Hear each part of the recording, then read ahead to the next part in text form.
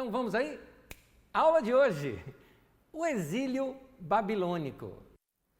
Nós temos seguido aqui um mapa cronológico, você já deve ter visto isso. Vamos ver um pouquinho o nosso mapa? Vamos ao nosso mapa cronológico.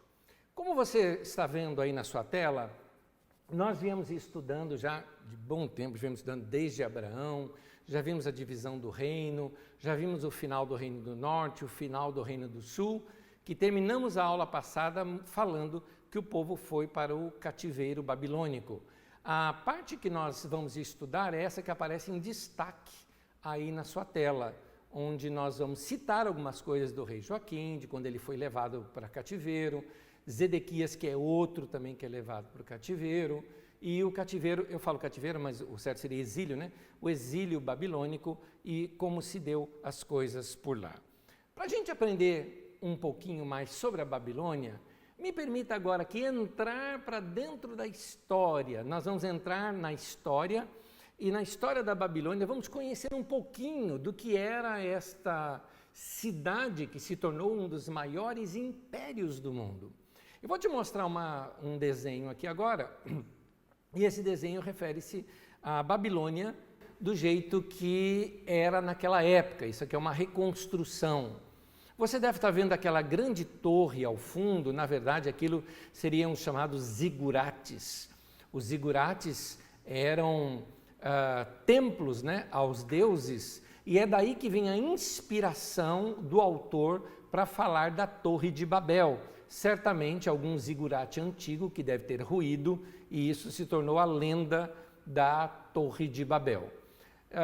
Você nota também dentro desse desenho uma grande porta de entrada de Babilônia. Na verdade, eram 8 grandes portas, assim, enormes, lindas. Para você ter uma ideia, uma dessas portas, que é essa que eu estou mostrando aqui agora, o portão de Estar, ele é considerado uma das 8 maravilhas do mundo, né? 7 maravilhas do mundo, na verdade. Eu disse 8 porque depois ele foi substituído pelo farol de Alexandria. Como você está vendo aqui o portão de Estar, deixa eu voltar na anterior. Deixa eu voltar a cena anterior para você. Quando você ia entrar em Babilônia, talvez essa fosse uma das entradas principais, você ia se deparar com este portal aqui, ó, esta porta aqui. Vou te mostrar ela em um outro ângulo.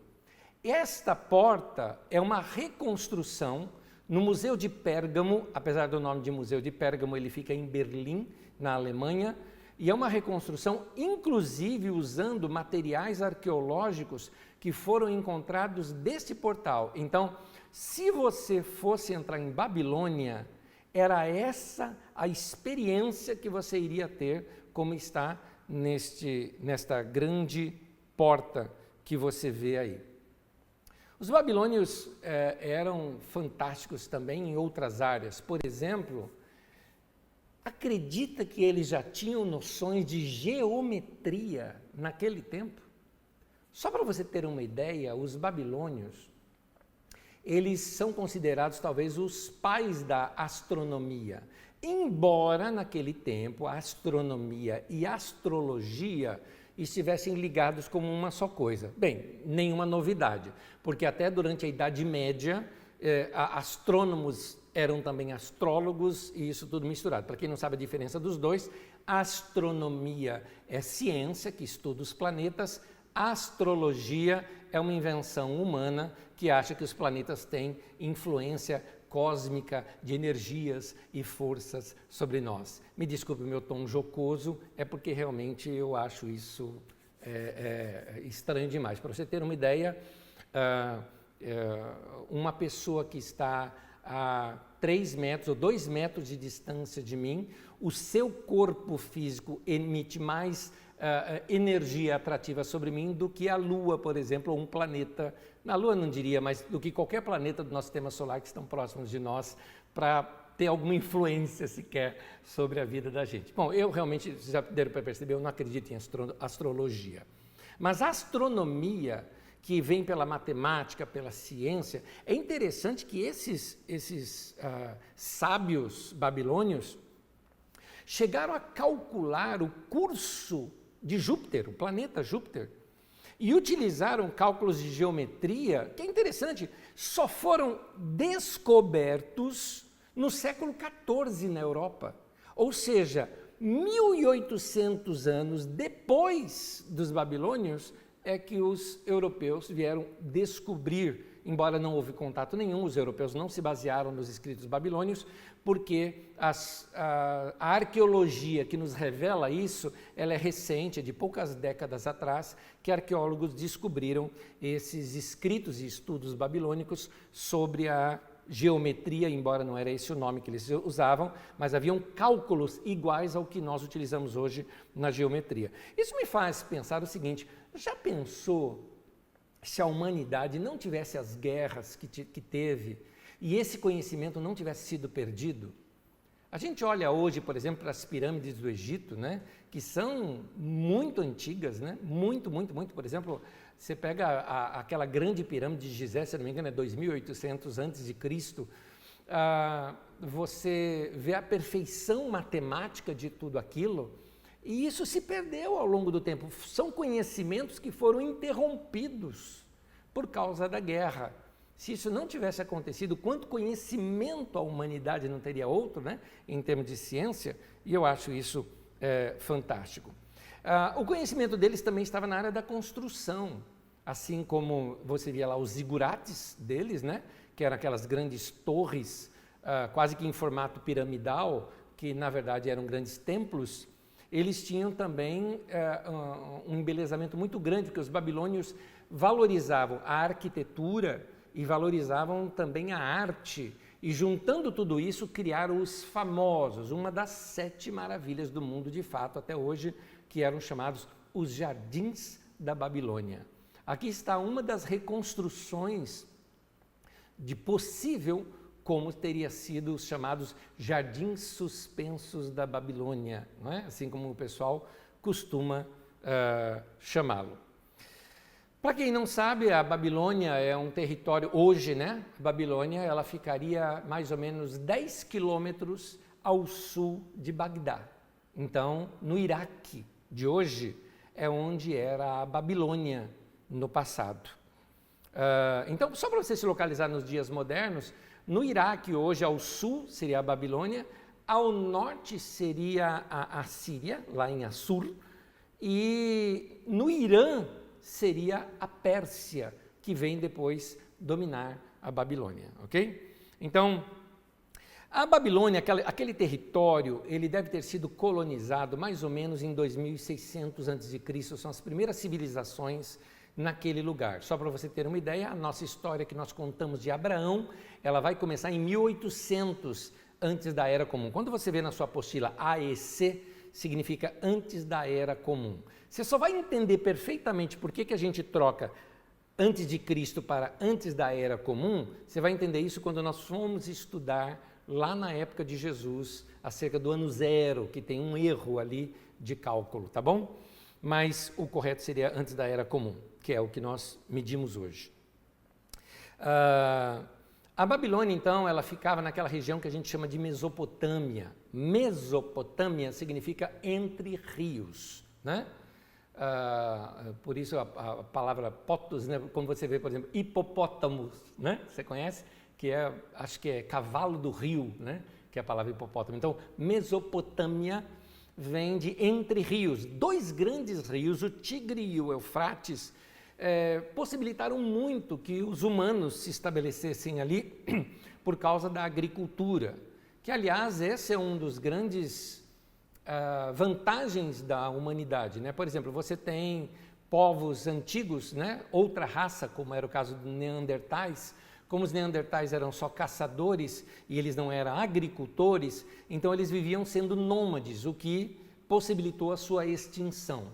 Já os humanos, os Homo sapiens, eles se tornando agricultores, cultivando terra e se estabelecendo no lugar, eles conseguiram se perpetuar na história.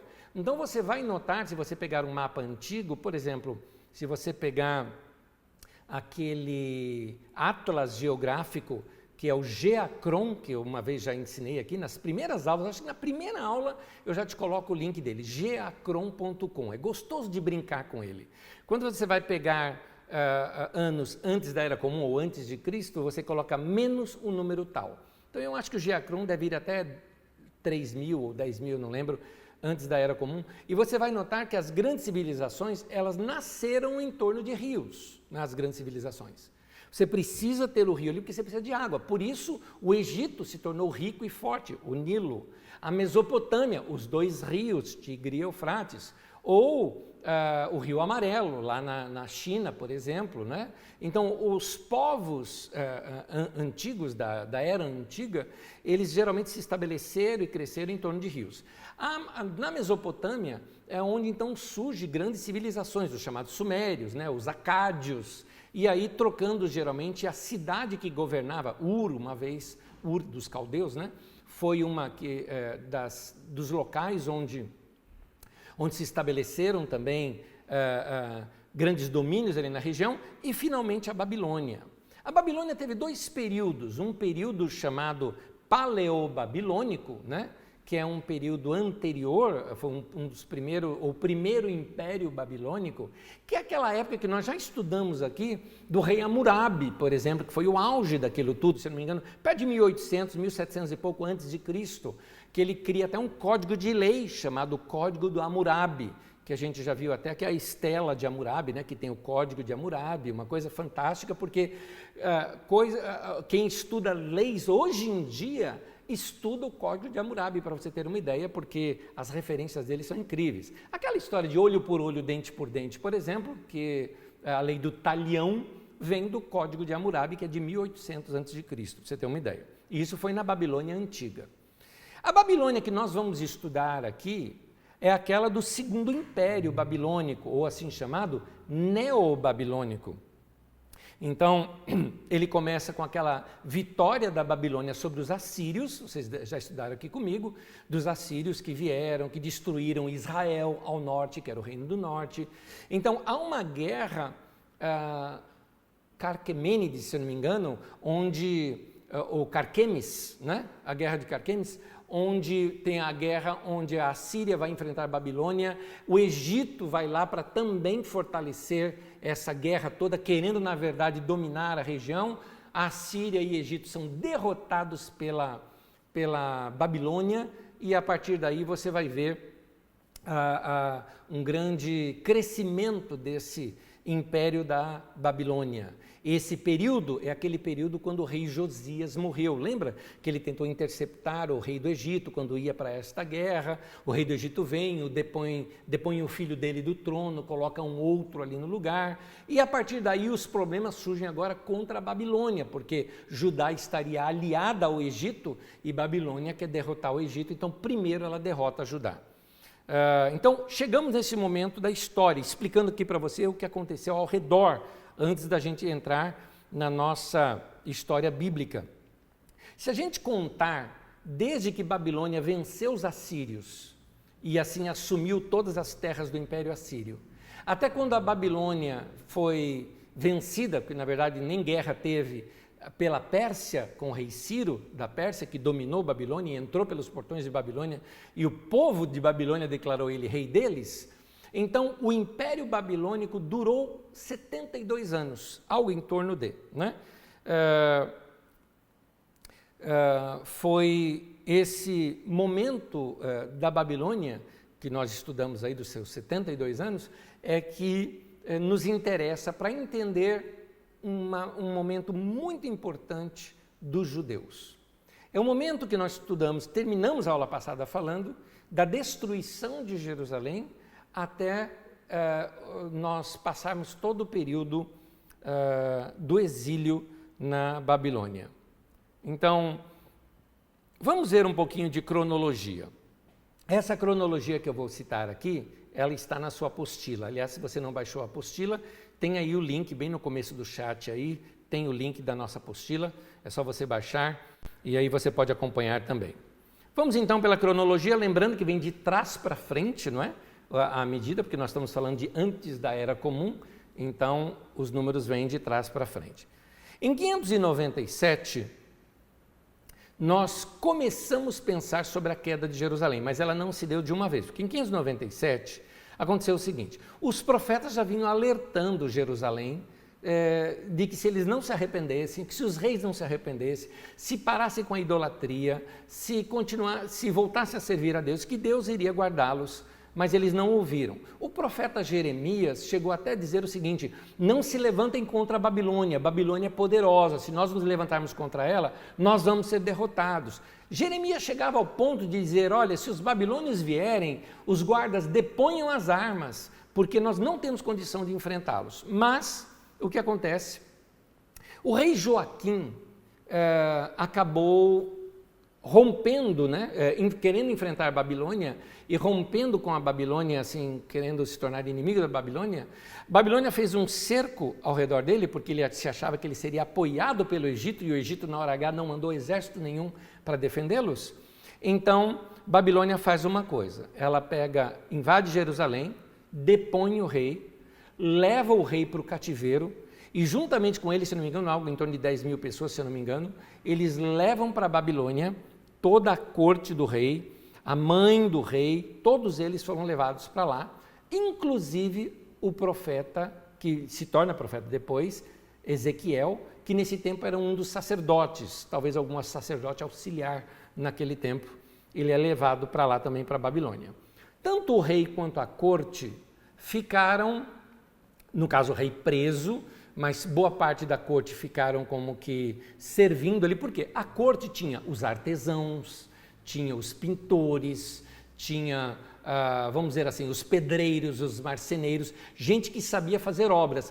Estes viraram funcionários, escravos no caso, mas funcionários para a corte de Babilônia. Nós já vimos aqui uma foto de Babilônia. Aliás, faz um favor para mim novamente. Coloca para mim novamente a foto de Babilônia para mim, por favor, lá das primeiras. Isso.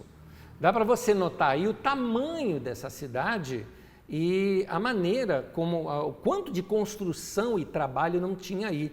Então, esta mão de obra de Jerusalém, que seria agora uma mão de obra gratuita, foi levado para Babilônia. O restante dos reféns foram instalados em assentamentos em Tel Abib, junto ao rio Quebar. A gente fica sabendo isso através do Salmo. O Salmo 137, tem uma curiosidade no Salmo 137? Salmo 137 diz assim: junto aos rios da Babilônia, nós penduramos as nossas harpas, e eles nos diziam para cantar as canções de Sião. Como nós poderemos cantar as canções numa terra estranha? Por quê? Porque eles achavam que Deus só poderia ser adorado lá em Jerusalém, por isso. E em Jerusalém tinha suas festas, eram aquelas celebrações bonitas que haviam lá no lugar, enquanto que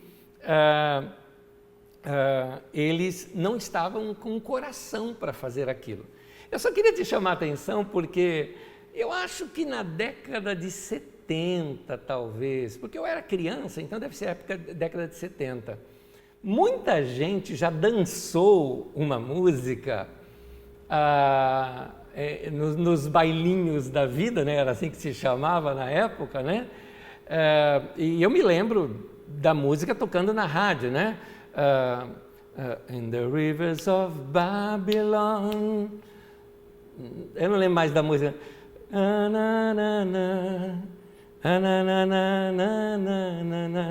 Essa música, ela na verdade, a letra da música é o Salmo 137. O povo cantando ali, são uns africanos, se eu não me engano, que cantam aquilo, eu acho, ou são, sei lá, aqui da América Central, eu não lembro quem são aqueles que cantam essa música, eles cantando essa canção, para um salmo, ficou sucesso e o povo, sem entender nada aqui no Brasil, virou música de baile. Essas são as coisas que acontecem aqui no Brasil, Ai, ai, ai. Vamos lá. Em 593, Ezequiel começa o seu ministério como um profeta ali em Babilônia. O interessante de Ezequiel como profeta é o seguinte: Ezequiel estava ali junto às margens do rio Quebar, quando ele tem uma visão, aliás, uma visão das mais malucas possíveis se a gente tentar ler. Tanto que tem gente que acha que ele viu disco voador, porque é uma roda e uma roda dentro de outra roda, e aquelas criaturas que desceram, que tinham 4 rostos, e que eles não se viravam, ou seja, andava em modo linear, então as pessoas ficam dizendo que aquilo era um disco voador, que ele viu com seres de outro planeta, né? Tem gente que viaja naqueles textos do capítulo 1 e capítulo 2 de Ezequiel. Tem seu significado, que eu não vou ampliar aqui esse seu significado, até porque o que ele está querendo descrever é uma coisa mais importante do que tudo isso. O que é que tem de importante na visão de Ezequiel? Está na cara que Ezequiel está falando que aquilo era a glória de Deus. O círculo ao redor das criaturas e um círculo dentro de outro círculo era, na verdade, assim, uma marca de algo que seria a glória de Deus. Assim como na Idade Média, para indicar que alguém era santo, se colocava o quê? Uma auréola na cabeça, não é? Isso significa que quando a pessoa estava viva tinha aquela auréola na cabeça? Claro que não. São recursos de pintura para que você indique que aquilo simboliza a santidade. Então, uma roda iluminando ao redor brilhante ou uma nuvem de fumaça, isso significava para o povo hebreu o quê? Glória de Deus. Então, tanto que, por exemplo, na inauguração do templo em Jerusalém se fala da nuvem de fumaça, ou seja, a glória de Deus, né? Ou brilhou ao seu redor, glória de Deus. Algo muito brilhante, né? Por exemplo, quando Daniel tem uma visão, né? Ele diz que ele cai em terra e era muito brilhante, ou quando João vê, ou quando o povo, por exemplo, João vê Jesus em Apocalipse, ou quando o povo vê o rosto de Moisés que brilhava, o que era isso? Glória de Deus. A glória de Deus significa presença de Deus, Deus está provando aquilo. Por que é importante citar isso? Pelo seguinte, eles não estão em Jerusalém. Na teologia deles, Deus habitava naquele templo em Jerusalém. E o povo foi tirado de lá e o templo destruído. E agora, como nós vamos cantar o salmo que nós citamos aqui, 137? Como é que nós vamos cantar para o Deus numa terra estranha se ele não está aqui? Porque para eles ele era o Deus de Israel, morando em Jerusalém. Era isso para eles. Então, quando Ezequiel vê Deus, a glória de Deus ali, e Deus fala com ele lá na Babilônia, alguma coisa mudou na teologia deles. Como eu digo, teologia é a nossa maneira de filosofar sobre Deus, os pensamentos que temos sobre Deus, a nossa maneira de compreender a Deus. Começaram a compreender que Ele é o Deus de toda a terra, que é o Deus que habita em todo lugar, que é o Deus onipresente. Eles começaram a entender isso aqui, porque até então não entendiam. Para eles Deus era naquele lugar. Para você ter uma ideia, por exemplo, você vê aquela crise de Jacó. Jacó saiu da casa do pai dele, e quando ele sai da casa do pai dele, porque o irmão queria matá-lo, lembra que ele traiu Esaú e tudo mais, então ele foge, e aí ele chega num lugar chamado Luz, ele tem uma experiência com Deus e muda o nome do lugar para Betel, para a casa de Deus. Por quê? Porque ali ele tem uma experiência, que ele tem um sonho, e ali uma escada, não é? E anjos subindo e descendo por ela. Olha que coisa interessante. Aí ele termina dizendo o seguinte: o Senhor estava aqui e eu não sabia. Ou seja, para ele, Deus era o Deus lá da terra do pai dele, e não do lugar onde ele estava. Então essa ideia de um Deus regional, de um Deus de um local, ainda era impregnado na mente desse povo. E nesse momento, nesse cativeiro babilônico, nesse exílio babilônico, eles começam a perceber que Deus também foi com eles. Olha que coisa interessante. Então, começa a mudar algumas coisas na teologia e na compreensão judaica. Em 588, lá em Jerusalém ainda, veja bem, nós tivemos aqui a primeira deportação, são 3 deportações. A primeira leva de povo cativo.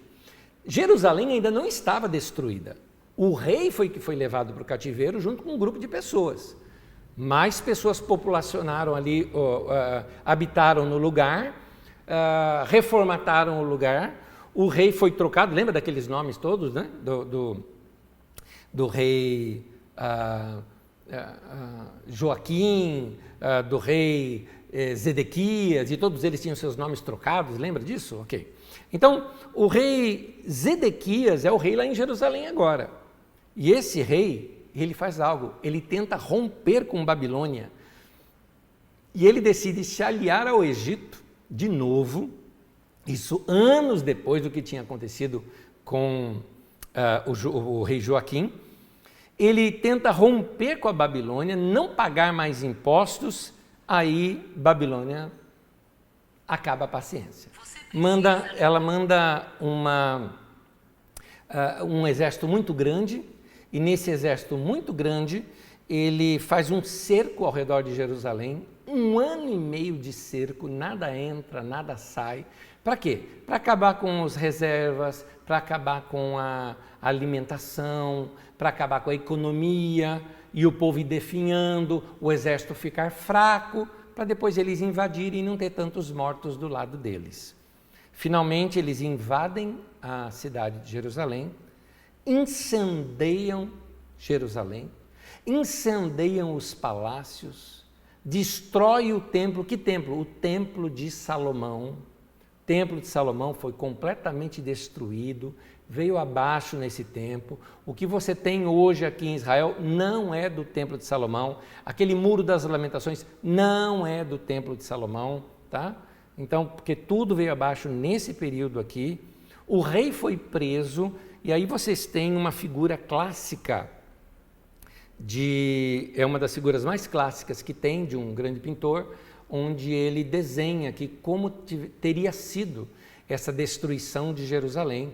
Jerusalém ao fundo pegando fogo e o povo sendo levado para o cativeiro babilônico. O que acontece nesse período dessa invasão? Bom, o rei é preso, nesse caso é o outro rei, este outro rei teve seus olhos perfurados, tudo mais, ele vem a morrer depois. Foi levado com esse segundo grupo de deportados, né? E aqui termina-se a história de Judá. Durante o cerco da Babilônia, na invasão da Babilônia, quando decidiram invadir, vários deles conheciam rotas de fuga, obviamente, eles eram moradores dali. E nessas rotas de fuga, o que aconteceu? Povos vizinhos, como os edomitas, por exemplo, faziam emboscadas nessas rotas de fuga, prendiam essas pessoas e entregavam para os babilônios ou para serem presos ou para serem mortos. É aí que surge a profecia lá de Obadias, né? Na profecia de Obadias, ele prega uma mensagem amarga contra os edomitas, porque ele fala, vocês foram traidores. Afinal de contas, quem eram os edomitas? Os edomitas eram descendentes de Esaú, irmão de Jacó, ou seja, nós somos irmãos, nós somos parentes, vocês fizeram isso com a gente. Bom, ele estava com uma visão, né? Há uma mensagem que eu ensino sobre o profeta Obadias, e eu não vou ampliar aqui. Aí está a mensagem sobre o profeta Obadias, ela chama Vida Continua. Você pode encontrar assim no YouTube, se digitar Vida Continua, traço Anésio Rodrigues ou Comunidade Carisma, e você vai encontrar essa mensagem. Mas essa mensagem, se você quiser, aí no seu chat, né, está sendo postado também o link para essa mensagem, que é só você pegar e assistir depois. A nossa secretária aí está colocando para você o link. Então, Obadias faz essa profecia e ali nessa mensagem eu explico que, na verdade, Edom estava dando troco. Porque lá atrás, na época ainda de Davi, não é? Davi faz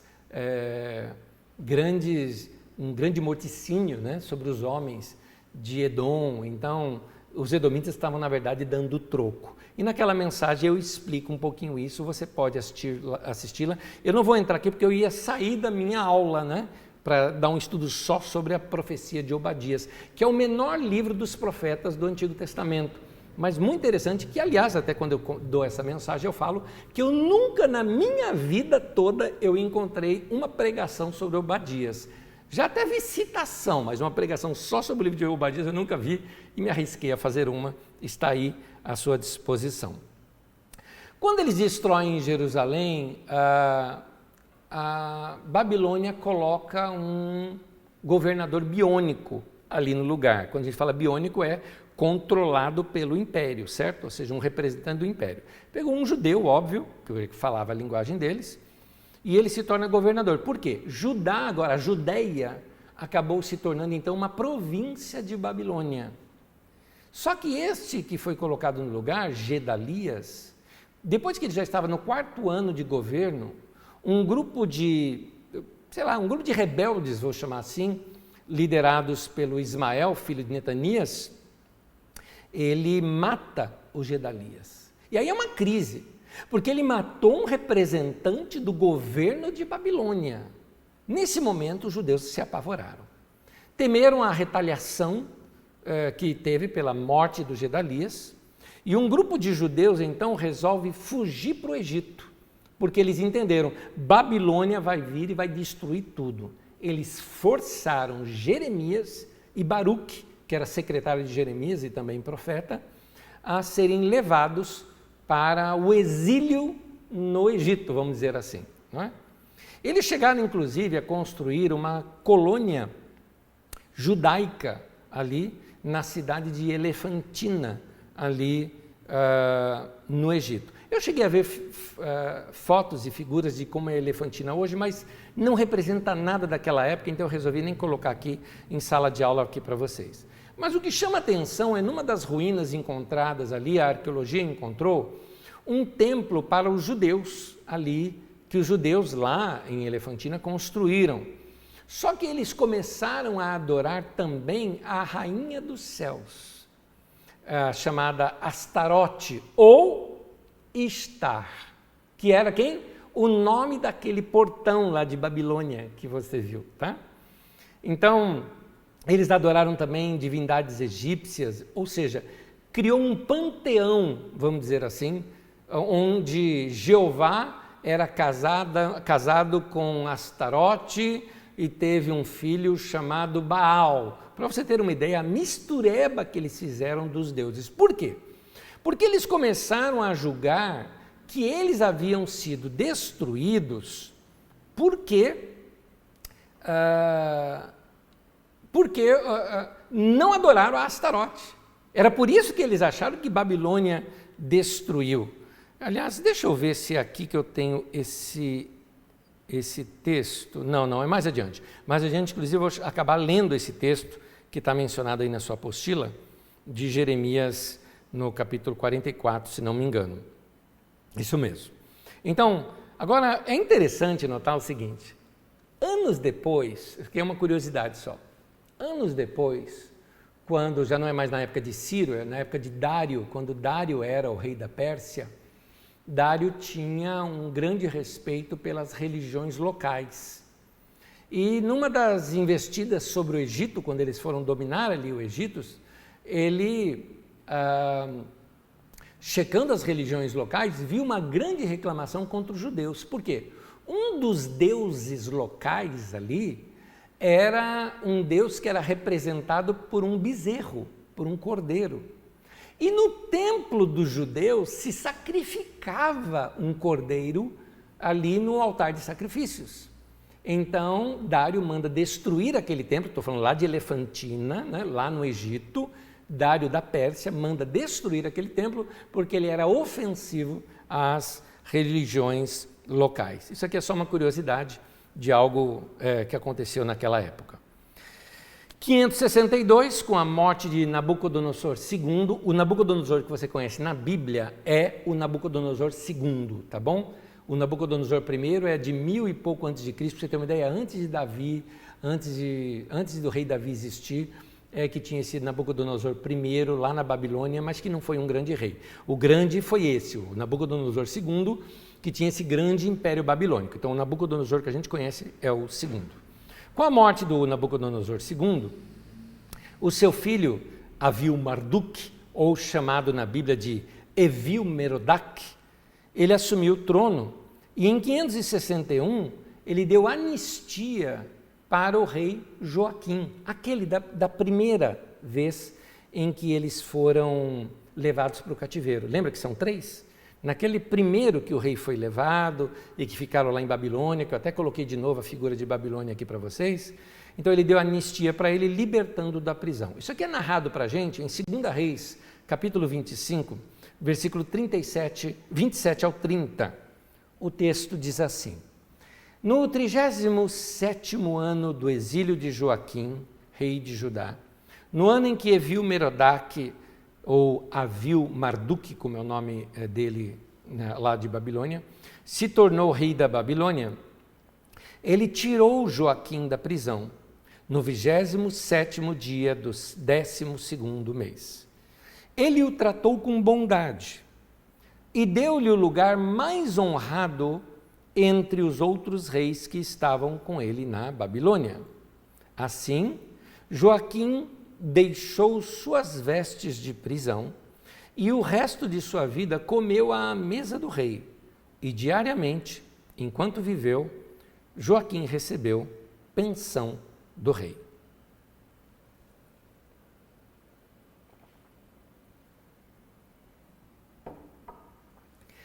Essas são as últimas palavras daquilo que a gente chama da história deuteronomista. Lembra, vocês já estudaram isso aqui comigo.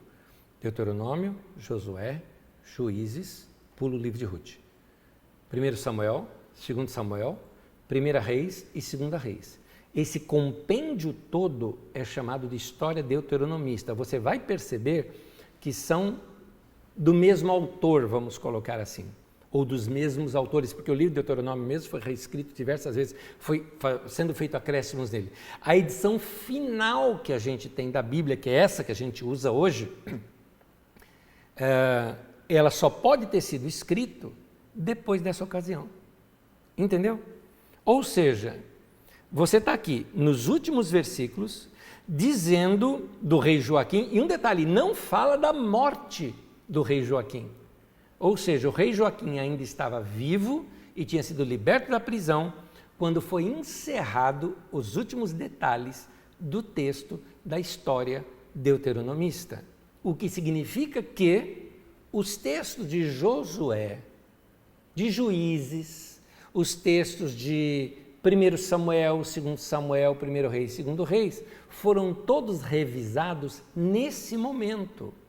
Agora dá para você entender algumas coisas lá do texto, porque o texto está narrando o passado, e lembra que eu sempre falo que o profeta ele faz aquilo que eu chamo de retroprofecia, ele vai para a história e ele coleta na história o que ele acha importante para esse povo do momento saber. Por isso, a forte ênfase que eles dão em que não andou segundo Davi, aquele rei andou segundo as obras de Davi, ou não andou segundo os caminhos de Davi, para mostrar, olha, nós estamos no cativeiro porque esses camaradas no passado não seguiram a lei do Senhor, não obedeceram a lei do Senhor, não viveram como deu certo lá no passado. Lembra do período do juízo que dava certo, dava errado, dava certo, dava errado. Quando tivemos o rei Davi, aquela estabilidade total na nação. Por quê? Porque Davi era homem de Deus, servia o Senhor, amava o Senhor. Mesmo quando ele errou, eles narram o erro dele, mas mostra seu arrependimento, mostra como se conserta. É interessante. Por que eles narram um erro do Davi, mas mostram o arrependimento? Para dizer para eles, nós também erramos e precisamos nos arrepender. E se nós fizermos isso, Deus vai corrigir os nossos caminhos. Talvez ele morreu aqui na esperança de que eles voltassem com este rei, mas não foi com Joaquim que eles retornaram para suas terras. Joaquim deve ter morrido na Babilônia mesmo. O seu filho, na verdade, é um dos que voltam para Judá, né? Anos depois. Então, no ano 539, Ciro, o rei da Pérsia, ele estava assim numa forte expansão territorial. Se você conhece o mapa mundi, você vai ter aqui o Iraque e o Irã ao lado. Babilônia no Iraque, Irã é a Pérsia. O Ciro, rei da Pérsia, antes já tinha vencido o chamado Medos e feito alianças com os Medos. A Média é uma região ali, um pouco ao redor, onde pega ali Afeganistão, por exemplo, né? algumas regiões ali da Índia. Né? Aquela região toda pode ser chamado Terra-média, mas não é bem a do Senhor dos Anéis, tá? É outra. Então, ele se junta com aquele povo, se forma um grande exército e começa a invadir diversos lugares, derrotar diversos lugares. Na Babilônia, a Babilônia estava em queda. Os seus reis eram dos piores possíveis, já não eram mais esses, eu não me lembro mais o nome dos outros que tinham aqui.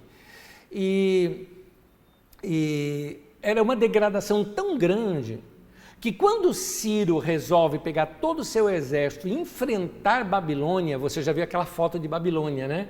Sabe o que o povo da cidade fez? O povo da cidade abriu os portões de Babilônia e conclamaram Ciro o seu novo rei. Ciro não guerreou contra a Babilônia, simplesmente entrou e o próprio povo matou o seu rei, limpou o palácio e deu boas-vindas para Ciro, para que Ciro fosse o seu rei. Assim sendo, Ciro passou a ser dono agora também de todas as terras do Império Babilônico, formando um dos grandes impérios da época, que se tornou chamado o Império Persa, que nós vamos estudar bastante na próxima aula, tá? Sobre o Império Persa. Acontece que Ciro tinha uma maneira diferente de lidar com a questão de outros povos. Os assírios destruíam os outros povos e pegavam esses povos e espalhavam em outros lugares, pegavam povos de outros lugares e levavam para a terra desses primeiros. Os babilônios já faziam diferente, pegava só a liderança desse povo e levava essa liderança para prisão, para cativeiro ou para formar novas colônias para si. Desse modo, eles não teriam rebeliões, eles pegavam aqueles que poderiam ser as mentes pensantes, os cabeças da nação e levava. Tanto que os pobres foram deixados em Jerusalém, tá? Então, o povo mais pobre, o povo camponês, o campesinato, todo ficou lá em Jerusalém, nas redondezas. Mas a liderança, a elite, aqueles que eram mais estudados e que tinham formação, esses sim foram levados para o cativeiro. Ciro, ele tinha uma ideia diferente. Ele achava que esses povos deveriam voltar para suas terras, ele respeitava essas suas religiões também, o que Nabucodonosor não respeitava. Nabucodonosor pegou todos os bens de todas essas religiões, de todos os lugares que ele invadiu e levava para a Babilônia. É muito provável que a chamada Arca da Aliança tenha sido destruída nesse período, porque nós não sabemos mais dela. Ela era toda de ouro, então certamente deve ter sido derretido o ouro e tudo mais. Muitas peças daquele mobiliário foi levado para a Babilônia e ficado no templo do deus da Babilônia, para dizer que o deus da Babilônia era maior do que os outros deuses, então os deuses derrotados estariam ali representados naquelas peças. E o Ciro tem um pensamento diferente. Ele resolve que esse povo todo deveria voltar para sua terra e reconstruir o templo em Jerusalém. Eles poderiam reconstruir a cidade, morar nela, ter o templo, mas a terra era dele, a política era dele. A religião era do povo, mas a política era dele. Eles não poderiam ter governante. O governante seria sempre biônico, ou seja, lá seria um território, um distrito da própria Babilônia, ou no caso aqui, da Pérsia, né? Um subdistrito da Pérsia. A Pérsia se organizava dessa maneira. Ela tinha os chamados sátrapas, dividia o seu império todo em 120 pedaços e cada um desses governava um desses pedaços e haviam 3 principais sátrapas que governavam sobre os outros e assim formavam uma pirâmide de governo e assim se manteve por muitos anos a Pérsia dominando o mundo da época. Por exemplo, somente Judá ficou mais de 200 anos debaixo do domínio persa. Quando Ciro permite o retorno dos exilados, nós vamos estudar isso na próxima aula, que está em Esdras, no capítulo 1, de 1 a 11, o altar do templo é reconstruído também no mesmo ano, assim que eles chegam, reconstrói o altar. E aqui tem uma outra curiosidade. Quando você lê Esdras 1, de 1 a 11, no primeiro capítulo de Esdras, você vai notar que um dos líderes deste retorno era chamado de Sesbazar. Sesbazar era, na verdade, filho do rei Joaquim. Joaquim, esse que foi liberto lá e que deve ter morrido em Babilônia. Ou seja, Sesbazar era um descendente de Davi. Ora, ele voltando juntamente com o povo, reconstruindo Jerusalém, sendo ele descendente de Davi, certamente os judeus iriam se reorganizar para se tornar novamente uma nação. Mas o que a gente tem como narrativa no livro de Esdras? A narrativa é que a construção do templo foi interrompida. Diversas vezes samaritanos, porque já era uma colônia persa, que eram os samaritanos, tentaram impedir a construção e tudo mais, inclusive quando foi construir os muros na época de Neemias, né, que é logo subsequente a Esdras, porque eles não queriam que uma outra força se levantasse naquela região e tivessem rebeliões ali novamente. Com Sesbazar ali, seria claro que eles, talvez, judeus, se fortalecessem para se tornar uma nação. Mas você nota, ao ler Esdras, que simplesmente foi interrompida. Não diz o porquê. Foi interrompida a construção do templo. É aí que surgem os profetas Ageu, os profetas Malaquias, surgem nesse tempo. Mas o mais provável é o seguinte: tiraram Sesbazar do mapa. Você não ouve mais falar do cara. Porque quando é retomada a reconstrução do templo, você não tem mais nenhum candidato ao trono naquele caso. Porque era assim que a Pérsia agia. Ela liberava a religião, liberava os fatores comunitários, mas ela continha qualquer foco de independência desses povos. Então não poderia ter ali um futuro rei deles, ou um filho dos reis. Não, então simplesmente exterminou tudo. Isso é uma curiosidade que nós vamos, na próxima aula, compreendê-la um pouco melhor, porque aí nós vamos adentrar para dentro desse período persa, o período de Esdras e Neemias. Nesse momento, eu chego no meu limite histórico e vou ficar voltando aqui agora, citando um pouco mais do que aconteceu durante esse exílio. Vamos examinar primeiro o povo que foi para o exílio.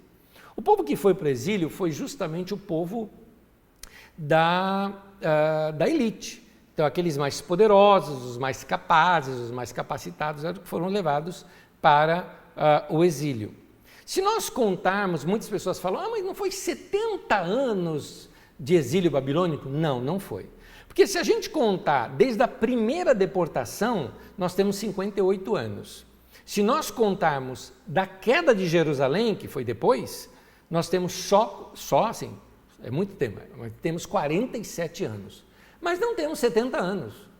De onde que vem essa história que o cativeiro ia durar 70 anos? Vem de um erro de interpretação de um texto de Jeremias. Jeremias 29:10 diz assim: assim diz o Senhor, quando se completarem os 70 anos da Babilônia, eu cumprirei a minha promessa em favor de vocês, de trazê-los de volta para este lugar. Aí talvez você possa dizer, Anésio, mas aí o texto não está dizendo que foi 70 anos, não é 70 anos em Babilônia, 70 anos da Babilônia. Ou como diz na tradução de Almeida, diz assim, quando se completarem 70 anos para a Babilônia, não é 70 anos de cativeiro, mas 70 anos do Império Babilônico. O Império Babilônico teve 72 anos. Então, Jeremias se referia aos 70 anos do Império da Babilônia e não à duração do cativeiro. Cativeiro mesmo, por certeza, 49 anos é o que normalmente a gente conta, ou melhor, 47 anos, é o que normalmente a gente conta como cativeiro babilônico, ou cativeiro só de Joaquim, 58 anos. Então, muita coisa mudou nos judeus nesse tempo, muita coisa. Mudou na teologia, por quê? Eles estando lá na Babilônia, foram perdidos alguns referenciais que davam a eles uma identidade nacional. Eles não tinham mais o Estado, eles não tinham mais o rei, eles não tinham mais a terra, eles não tinham mais o templo, eles não tinham a sua cidade santa, como eles assim a chamavam. Então, estavam completamente deslocados. Na sua apostila eu coloquei uma tabela que faço questão de relê-la aqui com você, se você estiver acompanhando a apostila, se não estiver acompanhando, me acompanhe no áudio mesmo, aqui dá para você perceber. São 3 colunas, antes do exílio, durante o exílio e após o exílio, só para vocês verem como as transformações foram sendo feitas.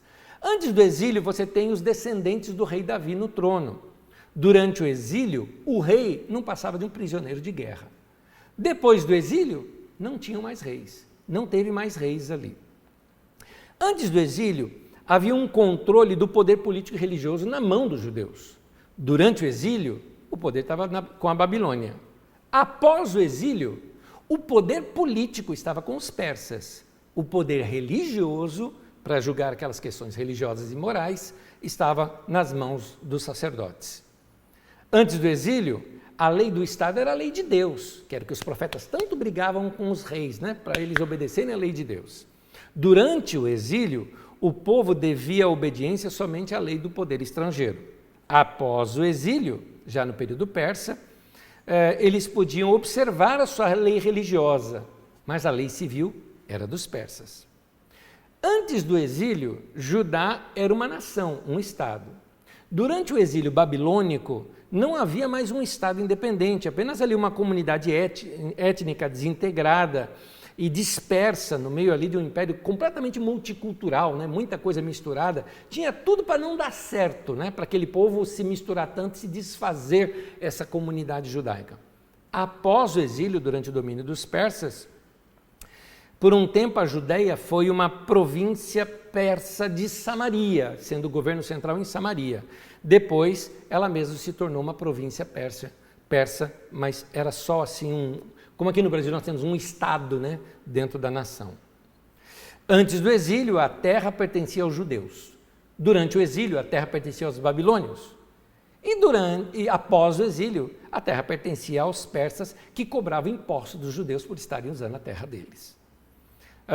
Antes do exílio, a profecia ou o ministério dos profetas cobravam fidelidade dos reis com relação à lei de Deus, denunciava injustiça, organizava resistências populares. Como você viu até agora aqui comigo, os profetas batendo nos reis o tempo todo.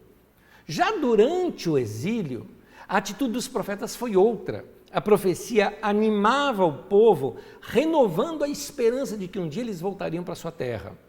Após o exílio, já debaixo dos persas, a profecia motivava principalmente a reconstrução do templo e a restauração ali de Israel. Antes do exílio, a capital tinha a capital, que era Jerusalém, tinha os seus palácios, tudo bonito. Durante o exílio, Jerusalém foi completamente destruído, estava em ruínas, os palácios foram queimados, os muros derrubados, e depois do exílio, aos poucos, a cidade foi reconstruída e repovoada.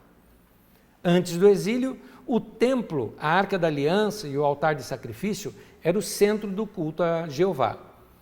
No meio do exílio, durante o exílio, o templo foi incendiado, o altar foi demolido e não havia mais ofertas de sacrifício. Depois do exílio, nós temos uma reconstrução do templo com Esdras, fazendo assim o segundo templo, tema da próxima aula.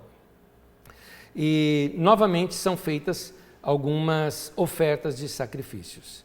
É interessante notar porque durante esse período do exílio algumas coisas mudaram na teologia deles. Por exemplo, aquilo que eu disse, Ezequiel viu a glória de Deus lá, ou seja, eles entenderam que Deus não estava preso a um templo. Outra coisa que acontece, não tendo templo, eles começaram a se reunir nas casas.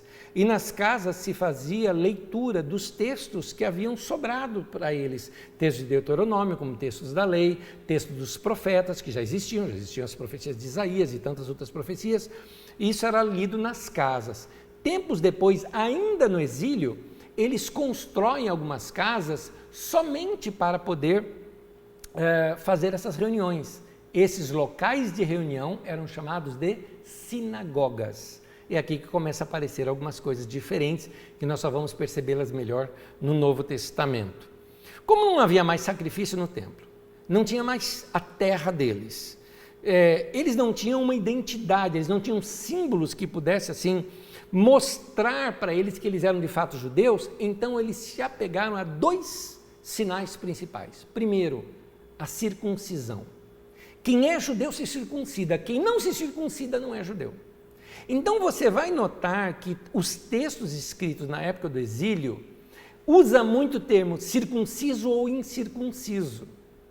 Por exemplo, você vai notar que na briga de Davi contra Golias, ele fala, quem é este incircunciso? Ou seja, esse texto está na cara que foi narrado ou escrito, é uma lenda histórica, mas que foi registrado no período do exílio, porque tinha que mostrar que o circunciso tem aliança com Deus, o incircunciso não. Tanto que eles cometem alguns erros anacrônicos, eles cometem. Por exemplo, na criação fala que Deus descansou no 7º dia, quando o sábado nem tinha sido instaurado ainda. Aquele texto de Gênesis capítulo 1, Gênesis 2 em diante, é na época de Salomão que é escrito. Gênesis capítulo 1, no princípio criou Deus os céus e a terra era sem forma e vazia, e as trevas havia sobre a face do abismo, né? E aí por diante vai contar, e o Espírito de Deus pairava sobre as águas, e disse Deus, haja luz, e houve divisão em águas de cima, águas de baixo. Esse texto é escrito na Babilônia, porque cada uma das narrativas ali se refere a um deus babilônico. As águas de cima é uma deusa, na verdade um deus brigou com uma das suas mulheres que o traiu e ele a cortou no meio e ela virou águas de cima e águas de baixo. Essas são as histórias da criação dos babilônios. Então, o judeu escreve uma poesia, que aquilo é tom poético, mostrando que Tohu Bohu, o caos e a destruição, né, sem forma e vazia, sentaram quando Elohim se levanta. Então, ele vai mostrando que Deus era um Deus sobre todos os outros deuses e que só existia um Deus criador. É essa a mensagem de Gênesis capítulo 1, escrita nesse período aqui da Babilônia. Por isso que mostra ali que Deus descansou no 7º dia, por causa do sábado. Você vai ver Abraão praticando ali a circuncisão, né, por causa dessa identidade que o judeu precisava trazer. Você vai ver detalhes como Abraão dando dízimo, coisa que só é estabelecida na lei, na época dos levitas. Então, alguns erros anacrônicos, mas importantes para eles de colocarem isso na história, para que assim a história fosse fundamentando essa ideia do judeu. Então, o judeu é quem? Aquele que se circuncida e guarda o sábado. Isso eles podiam fazer lá em Babilônia.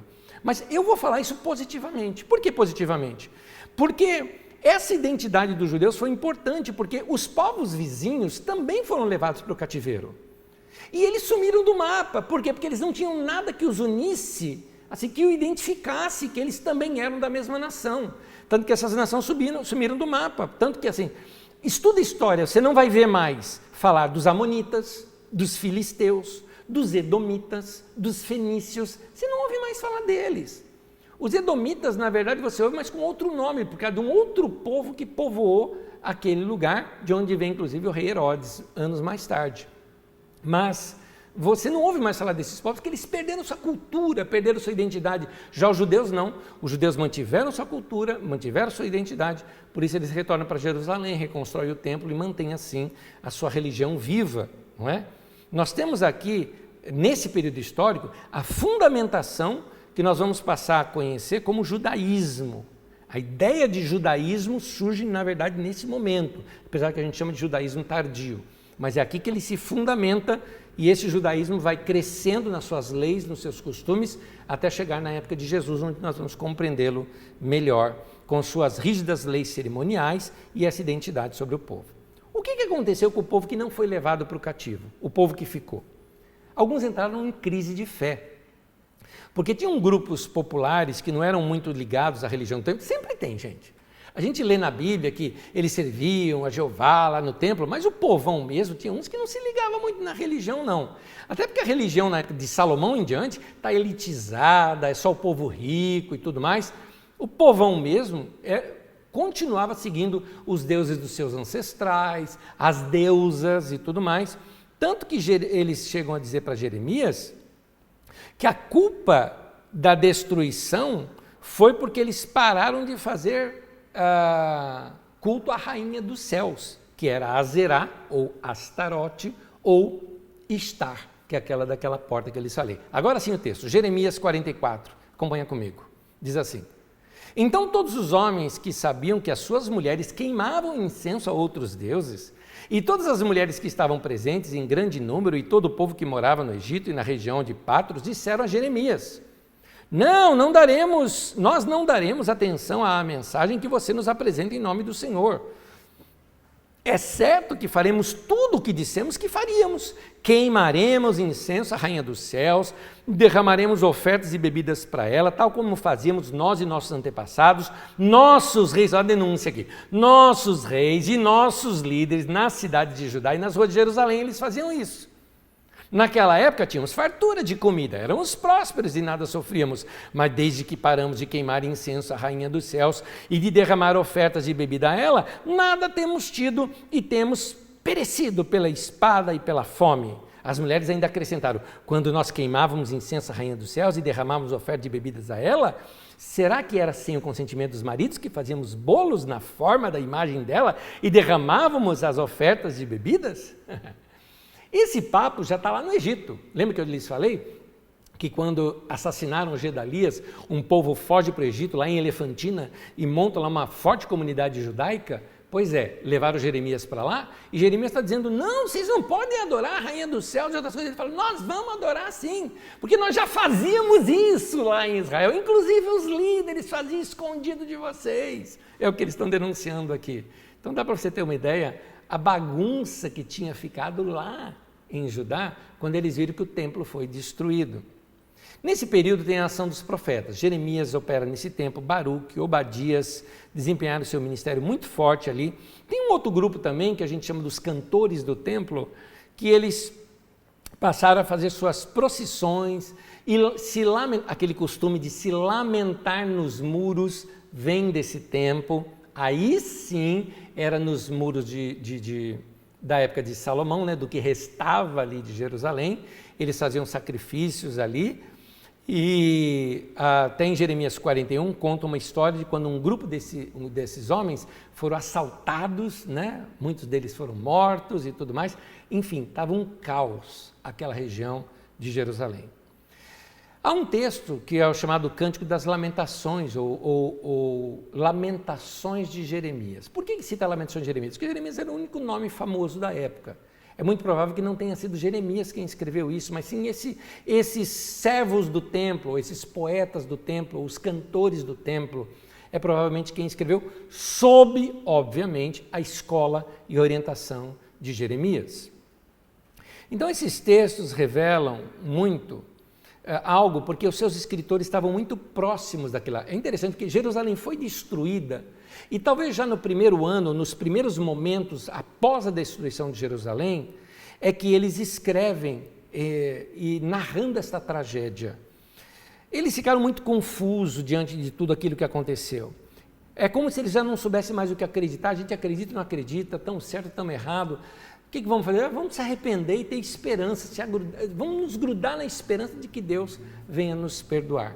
Eu vou terminar lendo 2 textos de Lamentações e já a gente encerra a nossa aula. Em Lamentações, um texto longo, acompanhe comigo aqui agora, só quero te lembrar o seguinte, o texto de Lamentações é um texto poético, muito interessante por sinal. Você vai ver que o primeiro capítulo, o segundo capítulo, o quarto e o quinto capítulo, menos o terceiro, o quarto e o quinto capítulo de Lamentações de Jeremias, tem exatamente 22 versículos. Na sua Bíblia, se você usa a NVI, você vai ver que ela está em forma de versos. Por quê? Porque cada verso começa com uma letra do alfabeto hebraico, que são 22.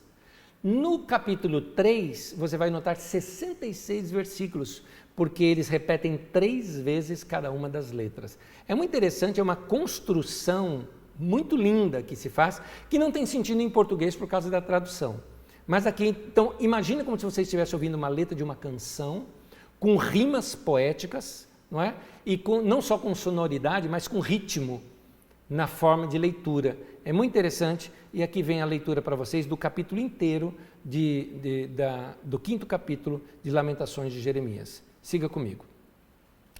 Lembra-te, Senhor, do que tem acontecido conosco.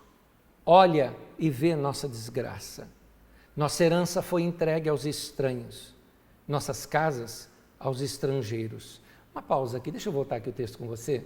Lembra que ele está narrando a destruição de Jerusalém e agora narrando o que restou. Qual é o sentimento daquele povo? Põe para mim aquela figura da destruição de Jerusalém para mim, por favor.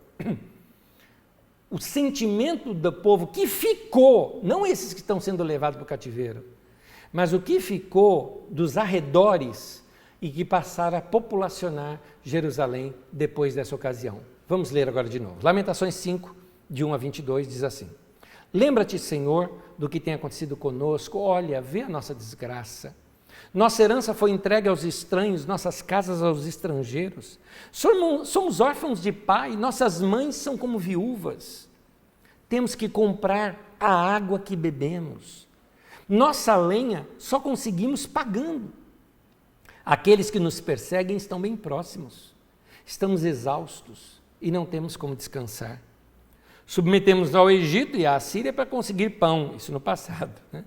Nossos pais pecaram e já não existem. E nós recebemos o castigo pelos seus pecados. Note aí nesse texto que você está vendo aí na sua tela, o lamento deles, eles estão dizendo, Eu não fiz nada. Foram os nossos líderes, foram nossos pais, foram nossos políticos que erraram, foram os sacerdotes, os líderes religiosos que erraram e já morreram. E nós é que recebemos o castigo pelos pecados deles. Não é? É o que está dizendo aqui o texto. E ele continua dizendo, escravos dominam sobre nós, ou seja, povos que eram líderes, que eram escravizados pela Babilônia, agora eram os comandantes deles. E não há quem possa livrar-nos das suas mãos.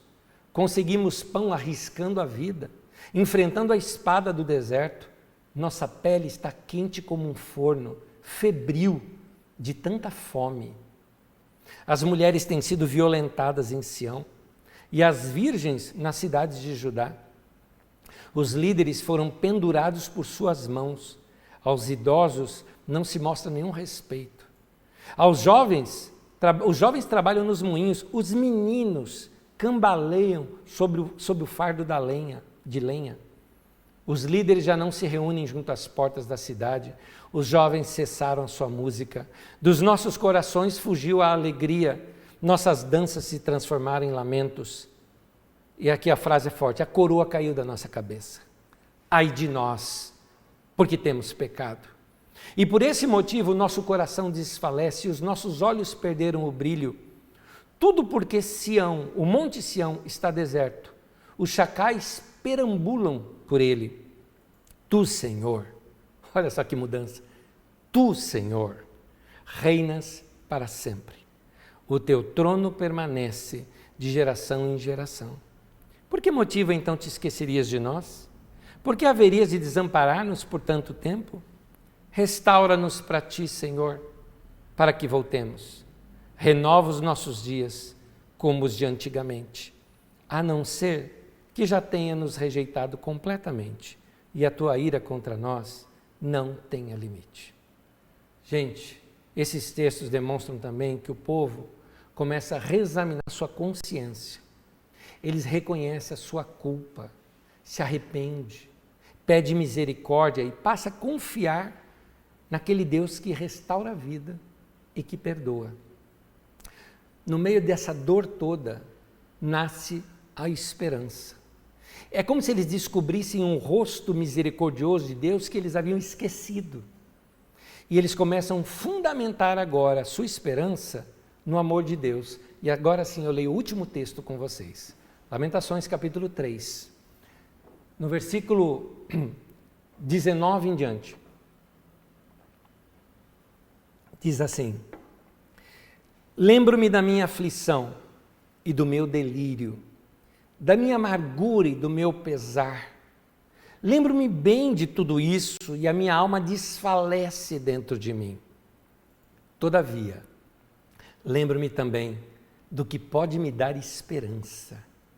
Graças ao grande amor do Senhor, é que não somos consumidos, pois as suas misericórdias são inesgotáveis, renovam-se a cada manhã, grande é a sua fidelidade. É aqui que você conhece aquela canção que diz: o grande amor do Senhor nunca cessa, suas misericórdias não chegam ao fim, cada dia se renovam, sim, cada manhã, grande é a sua fidelidade, ou seja, fiel e grande és tu, Senhor, é o cântico que nós cantamos. E ele continua dizendo: digo a mim mesmo, a minha porção é o Senhor, portanto, nele porei a minha esperança. O Senhor é bom para com aqueles cuja esperança está nele, para com aqueles que o buscam.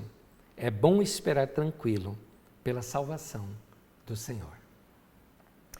Eu quero terminar orando com você, porque esse texto é um texto de reflexão, de quem está colhendo o que plantou, né?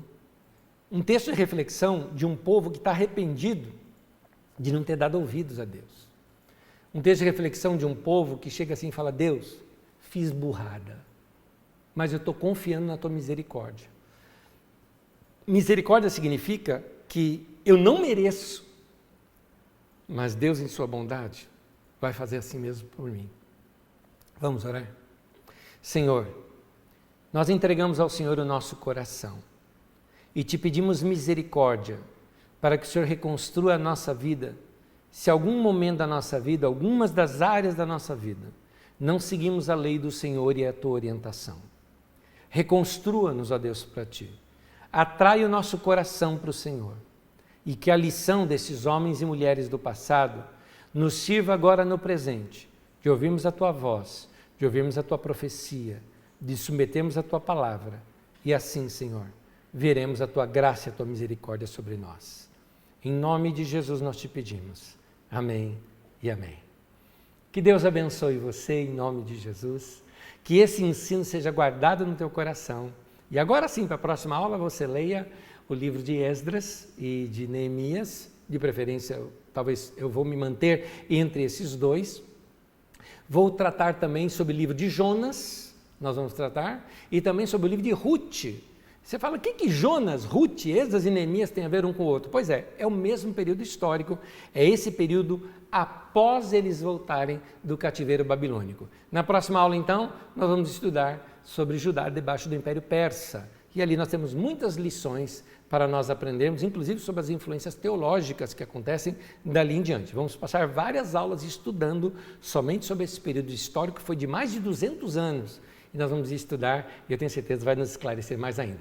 Tem pergunta? Coloca aí rapidinho, porque já vai rolar uma música aqui para você. Nós vamos, nesse período, eu vou ver aqui as perguntas e já responder para cada um de vocês.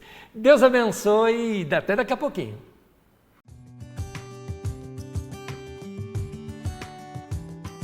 Olá, irmãos. Perguntas muito boas hoje, viu? Muito boas mesmo. Eu percebi que se detiveram a pontos que não foram abordados na aula. Então, muito interessante. Eu tenho uma pergunta aqui de Marcos Barbosa. Ele fala assim: Ciro adorava um Deus único? Qual a religião da Pérsia? Muitíssimo interessante. Só que eu vou explicá-la melhor, não bem na próxima aula, talvez, mas daqui ainda 2 aulas. A religião da Pérsia era o zoroastrismo. Zoroastrismo, para você ter uma ideia, eles acreditavam num único Deus, só que eles acreditavam numa grande guerra do bem contra o mal. E o bem contra o mal se conflitavam durante a existência, ou seja, às vezes o mal poderia vencer, às vezes o bem poderia vencer, e é aí que os judeus começam a dar uma personificação para o mal, porque até então aqui na história, antes do Império Persa, nunca os judeus citaram Satã, por exemplo. Você vai ver Satã como uma personalidade que traz sobre si todo o mal. Agora o mal é o diabo, né? O mal é Satã, somente depois da influência que eles recebem no pensamento através do zoroastrismo que veio do Império Persa. Mas isso vai ficar para daqui a 2 aulas ainda, onde eu vou explicar isso um pouco melhor. O Antônio Carlos Silva pergunta: havia adoração na Babilônia? Seria permitido isso? A geração do cativeiro era ensinada acerca de Deus? Veja bem, a adoração, como nós entendemos hoje, cristãos, levantar a mão e cantar para Deus, não tinha entre os judeus. A adoração para o judeu era o sacrifício que se fazia no templo, então a adoração não existia. O que existiam eram as reuniões comunitárias deles, que se formaram as sinagogas, e a leitura dos textos bíblicos, era isso que existia. Então essa leitura dos textos bíblicos e os estudos e ensinos eram o que eles fizeram nesse período. Ele também pergunta o seguinte: qual é o título desse livro amarelo? Deve ser esse aqui na estante que está aqui, meu querido Andrés Torres Queruga, Fim do Cristianismo Pós-Moderno. Livro excelente, aliás, recomendo todos os livros desse autor, Andrés Torres Queruga, mas é um livro estritamente teológico, então quem quiser uma leitura difícil, está aqui. Mas quem gosta de filosofia e teologia, um dos melhores teólogos modernos, que a Priscila, nossa secretária, aí, leu todos ele. Ela leu mais livros do Andrés Torres Queruga do que eu. E o Rui Luiz Rodrigues também, outro grande fã de Andrés Torres Queruga, vale a pena. Yara pergunta o seguinte: Anésio, qual a diferença entre cativeiro e exílio? Querida, na verdade nenhum, é vício de linguagem. O correto é chamar exílio. A gente chama cativeiro por influência dos norte-americanos, que pregando usam mais a palavra parecida com cativeiro do que a palavra exílio. Então eu, como sou crente velho, a gente falava o cativeiro babilônico, mas o correto seria exílio babilônico. É a mesma coisa, só que o correto é exílio, tá bom? É porque cativeiro dá a impressão de que eles estão presos, acorrentados e tudo mais. Eles foram levados presos, mas lá eles habitaram em comunidades e com toda a liberdade possível, mas só que lá. E isso era exílio, né? Eles foram exilados. Então, você vai notar o cativeiro e o exílio, por exemplo, nos negros quando foram trazidos para o Brasil. Eles foram cativos, capturados, trazidos como cativeiro, viveram aqui em cativeiro quando eram como escravos e quando buscaram liberdade, construir sua própria comunidade, como foi a comunidade dos Palmares, por exemplo. Então ali era um exílio, porque eles estavam longe da sua terra, longe dos seus costumes, longe da sua cultura. Mas o correto é exílio. Eu que por vício falo cativeiro, tá? Antônio Carlos Silva pergunta: Lamentações retrata o sentimento desse dia? Exatamente, foi até o texto que nós lemos aqui. Ela descreve, aliás, o sentimento de quem ficou.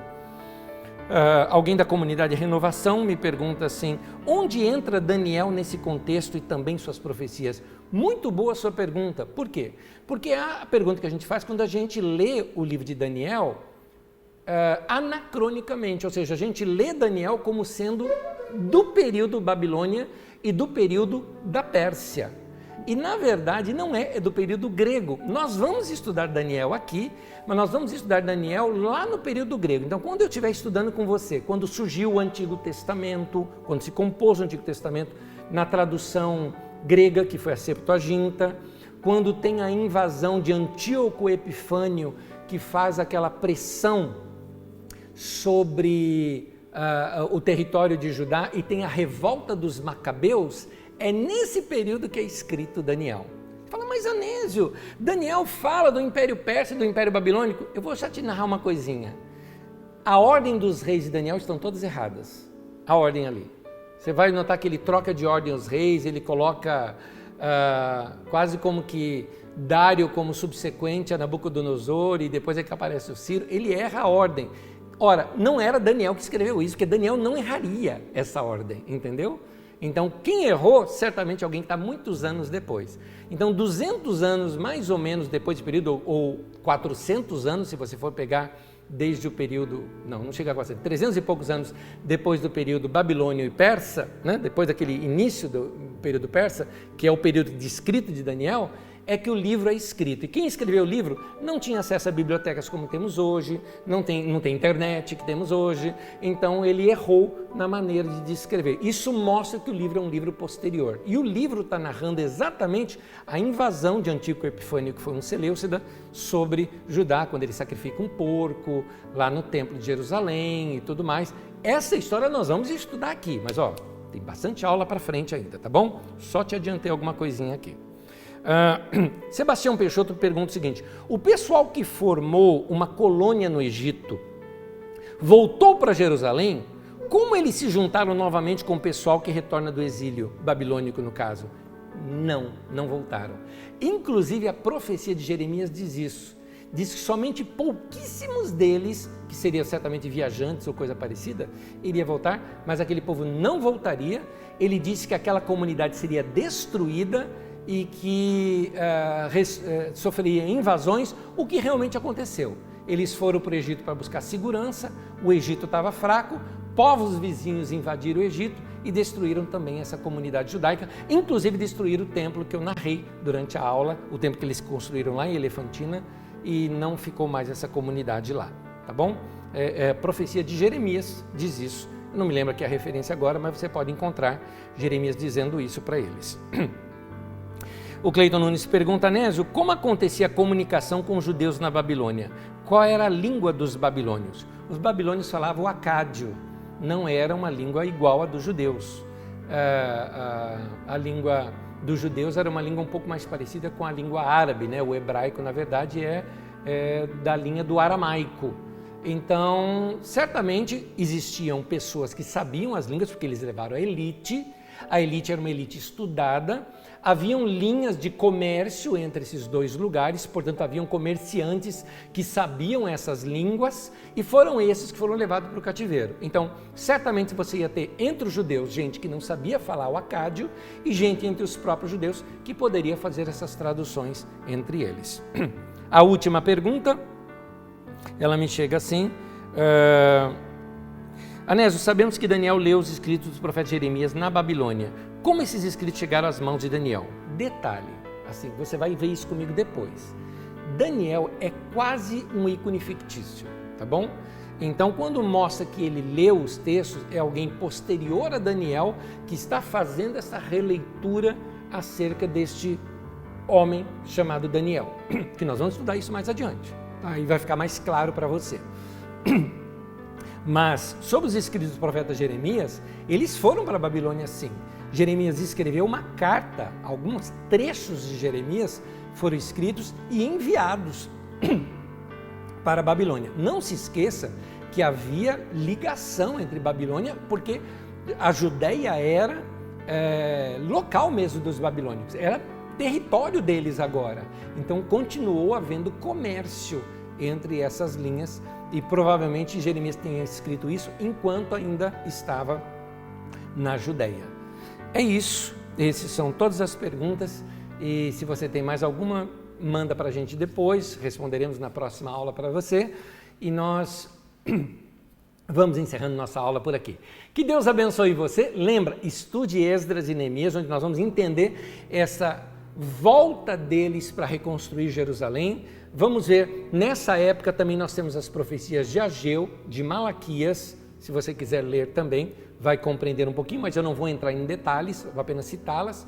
Eu vou trabalhar bastante com os textos também de Ruth e de Jonas, nesse período, para nós entendermos como é que foi essa reconstrução, os seus acertos e os seus erros. A área teológica que vai entrar nessa questão das influências dos persas na teologia, dos entendimentos deles sobre bem e mal, que mudou nesse tempo, as ideias do monoteísmo sendo fortalecidas nesse período também, isso nós vamos estudar ainda daqui a 2 aulas. Sobre Daniel, daqui umas 3 ou 4 aulas ainda. Deus abençoe você, leiam os textos bíblicos, me encham de perguntas, vou ter prazer de responder se eu souber. Deus abençoe a cada um de vocês, até a próxima aula.